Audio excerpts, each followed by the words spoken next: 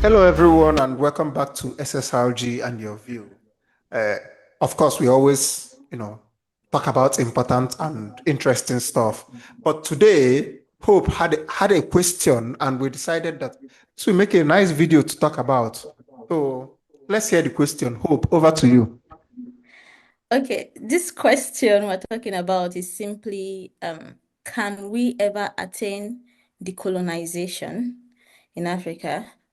Because we've had discussions in classes and we talk about how speaking English kills our indigenous languages. And so, because English is very relevant for us and it serves as a bridge by which we communicate with people from other cultures, because we are multicultural in nature, how can we now attain to the level where we decolonize? Because speaking one's language is one of the highest form of colonization. So, if we cannot reach a stage where we stop using English, can we ever decolonize? That's the Hmm. question. That's a beautiful question, Hope. Thank you. Interesting. Yeah, you've not always been part of the video, but now you are here. I think the second time today, and you're bringing very exciting things to talk about. I love that. So what Because I I'm have to say, exciting. yeah, what I have to say about that is this. When we talk about decolonization, it is not necessarily to put an abrupt stop to whatever we are already doing currently. This is how I understand it. Not like we need to get to that point where we completely stop using English, because I feel that even if we were never colonized in the first place, we would still want to learn English. Because even countries of the world that are not colonized, they still use English. Maybe because English is very popular. I am not saying that countries of the world must use English, but people feel that they need to learn English so they can find it easy to adapt wherever they find themselves. So if perhaps Nigeria was not colonized, we would still want to learn English. So the solution to that, which is now a kind of answer to that question, is we can still decolonize while we speak English. Of course, we can do that. Because the problem I find is not necessarily that English is the official language in Nigeria, but people's attitude towards English. I think this is the main problem. While we speak English, it does not in any way stop us from teaching our children to speak our mother tongue from birth. Because people are multilingual. One person can know how to speak 20 languages. So Si Benny, cook. Clock it! Let him cook. So because we speak English in Nigeria does not in any way stop us from speaking Igbo or Yoruba or Hausa. I am an example. I will use myself as an example. The way I speak English now, if I should switch to my mother tongue to speak Obolo, you will never believe that I ever went to school in the first place. The way I use proverbs, you will not believe that I'm the same person talking here. It didn't stop me from the beginning to speak English. So what I would say is that we can keep English and still maintain our indigenous languages. Yes, I believe the issue is not just about like being the capability of speaking English and other languages. It's the level of importance placed on the English. So it is not just that we speak English, it is placed at a level where it tends to be higher than the other languages.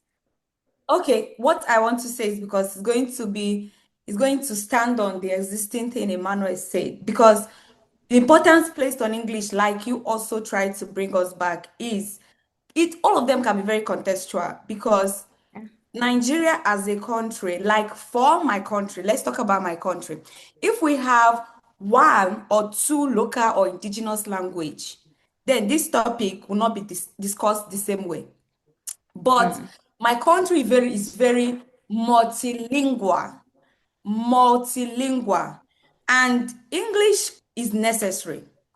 Now, if my country, which was not supposed to be amalgamated, we had a video about that, you should go and catch up.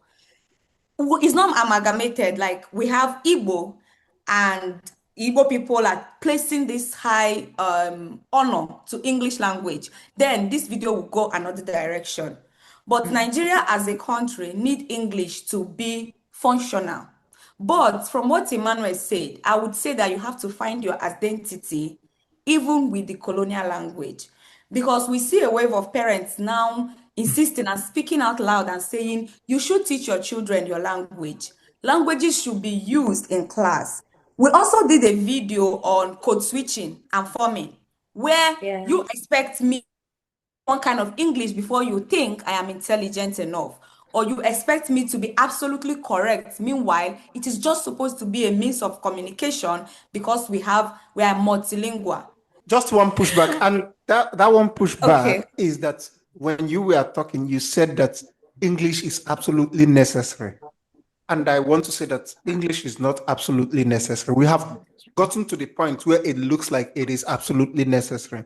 But if we weren't colonized and we still find ourselves in the same country and we needed a language, we could have created our own language that has elements from different. I know that Nigeria has over 300 languages.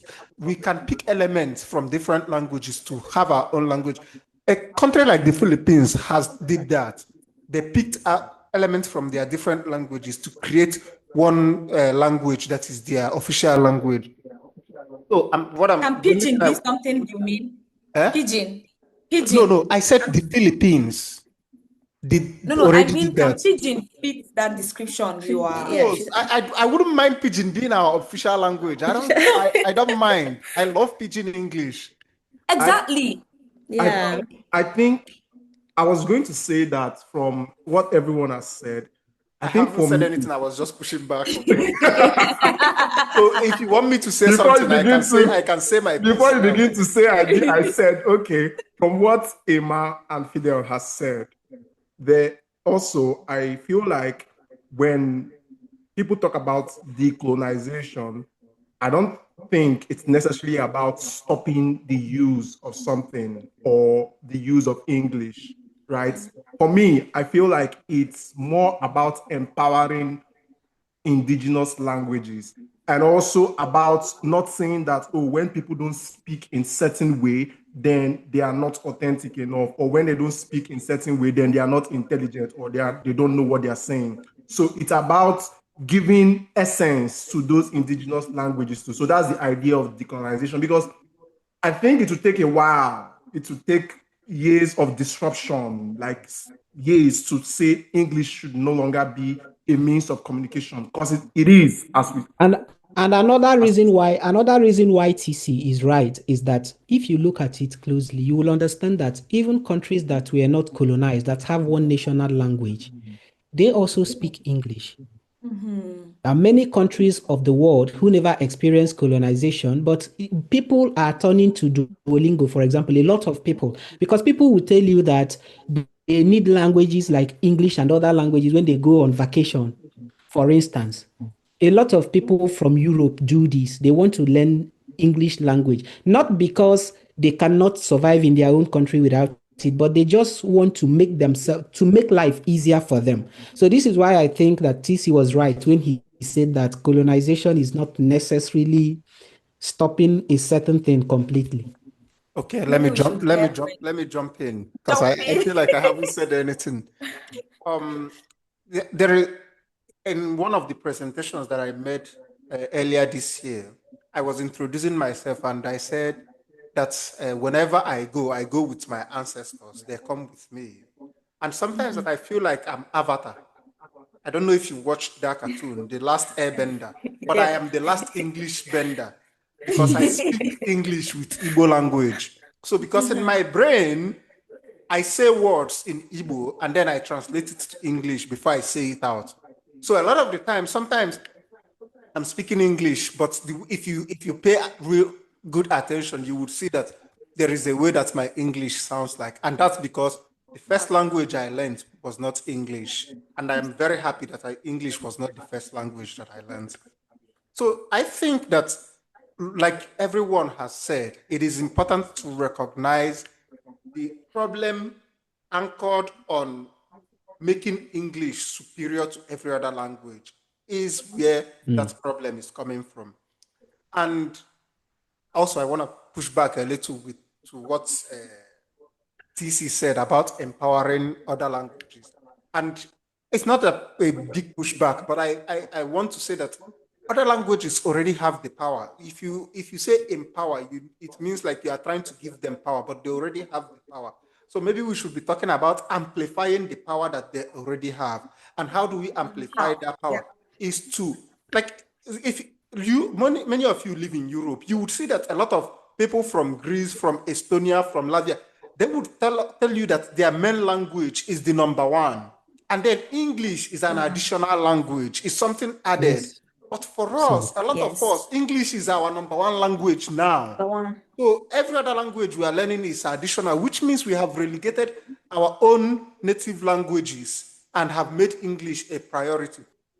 And then connecting it to decolonization, I think that I forgot the author who said that learning the language of the colonizer can be a tool to disrupt the colonizer. It was an indigenous North American author that said this. So it is important to understand how the colonizer talks to back the colonizer. So we are not saying we should do away with English, but having those two tools, like having the tool of your own language and having the tool of English, is what you need to give you the superpower you need to actually do decolonizing work. Because if you understand the language of the colonizer, you would know their strategies and their ways of colonizing, and then you can disrupt it. Yeah. And finally, I want to say that decolonization is not something that we are looking at and saying, oh, we are going to get here in 2050 and completely decolonize. It's not possible. So I think we should think of decolonization as an ongoing thing. It's not just decolonization, like a lot of the things that we have come into this world and have seen. An example, I was watching a video where somebody was talking about black hair and how the colonizers made us cut our hair because it's a tool for control, right? No matter how much you preach it, it is almost impossible to convince every black person to not use wig or not use attach or not relax their hair or stuff like that. But it has to be an ongoing process. It has to be an ongoing effort. And it shouldn't be done from a place of judgment, but from a place of trying to educate people and trying to bring people back. This is just to briefly add to what Prince has said. One way we should think about it is this: the problem about colonization does not necessarily lie in the English itself. This is how I would see it, but in the stigmatization of people who cannot speak good English. This is where it lies. So when That's why I don't owe anybody good English. Yeah, so a lot of people in Nigeria, they rate you based on how much of polished English or the one we call phoneme that you are able to speak. And once you are not able to speak that, people think that, oh, that is like when the English language is a measure of somebody's standards, that is the real colonization because it is already internalized. I even think polished English is a social construct because that is just one country they are trying to mirror. A lot of countries that speak English have different ways they speak English. So what's polished English? Yeah. Because if you go to these countries, they speak different ways. Also, what I took from what Prince was saying is that there's nothing like you are too egotic. That should be a compliment. But when people say it doesn't sound like a compliment in their ear. So me, I switch it to a compliment. I really love that. I really love when you say I'm egotic because it means you easily identify where I'm from. And that's positive. That's something of a joy for me. And also in this video, we're trying, if you're a parent, if you're an aunt, if you have young children around you, please stop speaking English to them as their first language. It is damaging. It is damaging. Children have capacity to learn up to 7 languages. And there is a reason why you should give them their identity, which is their cultural language. This is what I've been trying to convince my sisters about. I hope they watch this and learn this. My siblings too. Whenever I'm on a call with my nephews and nieces, I'm like, bullets. And they will respond in English. Fine. I'm like, Guinea fine. Guinea fine. Mommy, I will not start saying, I teach them, they hear, but they cannot speak. What does that mean? Yeah. What does they hear, but they cannot speak mean? So I also think like solving this issue, just like you said, from the home, but I think it should also be attacked from a structural level. Yeah. Where not just in the home, but in our schools, the government should make a conscious effort to say, we want our indigenous languages to be amplified. and reduce the level of importance we place on English, I feel like it will be a very huge step. And they should A stop good flogging example. people for speaking And banish the vernacular. A good vernacular. example. A good Fine for example of that. vernacular. A good example of that is the secondary school that I attended. I think I mentioned this in one of our videos. You know, the normal thing that in a lot of secondary school, when you speak the Igbo language, you get flogged. In my secondary school, Wednesdays and Fridays were dedicated to core Igbo language, that if you ever speak English, you get flogged. Positive. That's a This good is a step, good but example. every day should Yes. be Igbo Day. Every day Exactly. should be Igbo Day. Exactly. 2 days is not even enough. I support, Yes. I agree with that. 2 days is Yeah. not enough. So I think I we was- are out of time. TC, did you want to say something before I end this? Yeah, we are out of time, but I just wanted to say that even people who have been in the forefront in terms of decolonizing our mentality, the likes of Fela, the likes of Chinua Achebe, the likes of Wole Soyinka, who happens to be a controversial figure right now, but they've used English as a tool to help us understand how these colonial things work. So I don't think the problem is the English itself, but in terms of the importance we place on it. Yes. Okay. Yes. To quote Yeah. Fola and end this video, teacher, don't teach me nonsense. So we Ah. make sense now. Thank you all for watching, and I hope Bye, you enjoyed it. guys. Bye. Subscribe and like. Bye. Share as well. Share too. Bye.